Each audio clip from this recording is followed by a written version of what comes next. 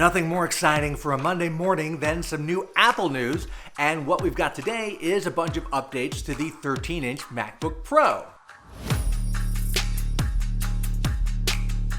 Now, there were a lot of rumors about this, especially over the past weekend, that they would take that 13-inch Pro and upgrade it with a 14-inch screen. Well, that didn't happen, and I could have told you that. But what we do have is some options for 10th generation Intel chips in some of the models, upgraded storage in all of the models, and a new Apple Magic Keyboard that is now in the 13-inch MacBook Pro as well as the other MacBooks.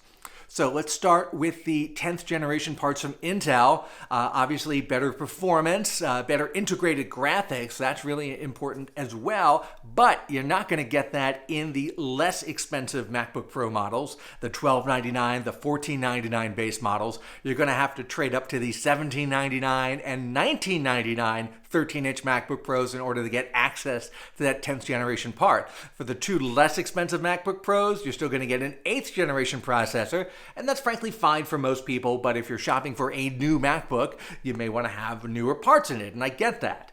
I did like, however, that there was upgraded storage in all four of the base models. They're basically doubling it.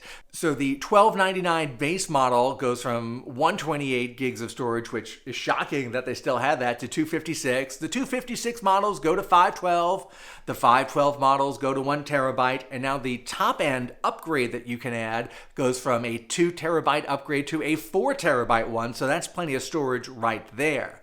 You also get that new Apple Magic Keyboard in all of the models. Now, this is something that we first saw in a laptop back with the 16-inch MacBook Pro in the fall of 2019. Worked really well there. They added it to the 13-inch MacBook Air back in March of this year.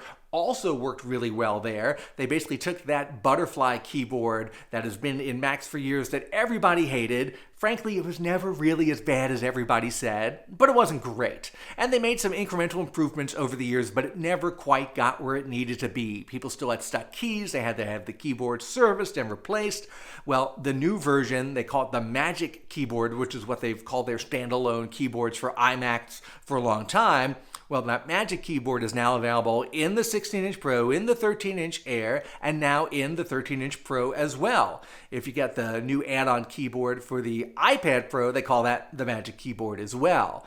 And I've been using it since the fall in the larger Pro and in the Air. It's frankly great. It's much more of a throwback to the classic MacBook keyboard. Not quite as big and chunky as that, but definitely much more enjoyable than what we've had for the last couple of years. So now that is available in the three main MacBooks, so you don't have to say, oh, I really want to get this, but I don't like the keyboard on it. I'm going to have to wait, or I'm going to have to get a different model instead.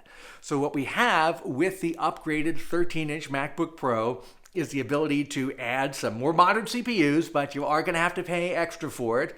You do get the upgraded storage, double the storage in all the base models, which frankly is a little bit overdue, brings them into the mainstream now in terms of capacity, but that's great. And of course, the updated keyboard, big win there. If you've been holding off saying, I want to get a 13-inch MacBook Pro because it really is a great size and has great features, but the processor has been a little out of date and the keyboard definitely out of date, and I see these new features in other MacBooks, well, now you can go out and get one and feel like you're at least in line with everybody else. If you've been waiting for that screen size upgrade like they did taking the 15-inch Pro and going to the 16-inch size last year, well, that has not happened yet. That could happen at some point.